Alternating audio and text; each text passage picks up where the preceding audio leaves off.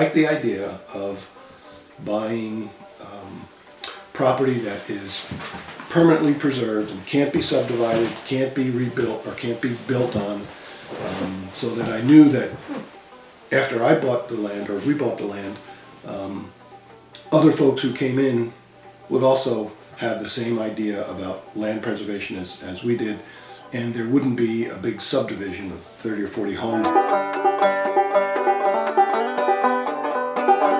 Is 78 acres, I think. So 78 acres in South Township could be a significant number of homes.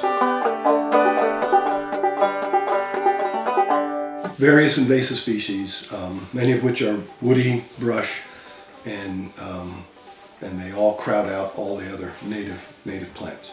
So I started clearing our property in 2003, and that was about a 5 or 6 year process of working by yourself, a few hours every day, taking out a few feet of brush each day, and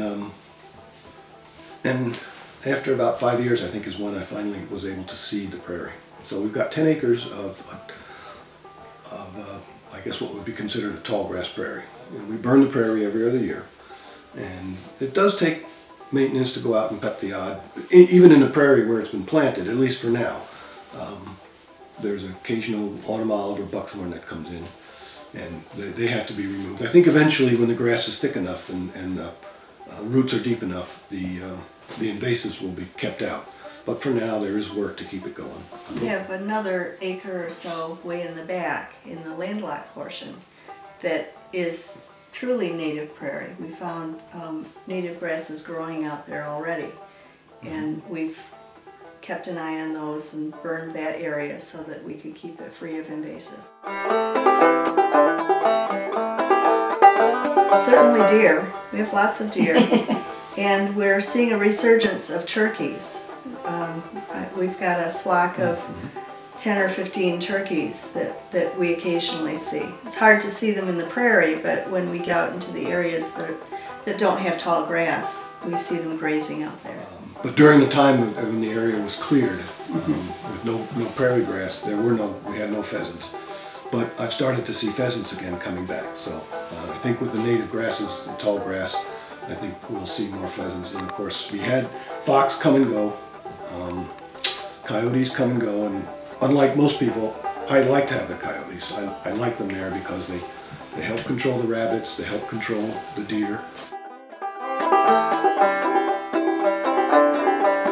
Interesting thing is the color this year is much different than it was last year. Last year, you know, the grass bloomed and it was 8 feet tall, whatever, and it turned yellow and it died. That was fine. That's what it's supposed to do. This year, though, it seems to be more gold and red. Like I said, when the sun is shining on it, it looks like it's on fire. I think when you come down the road, and you can see that. I think it's pretty neat.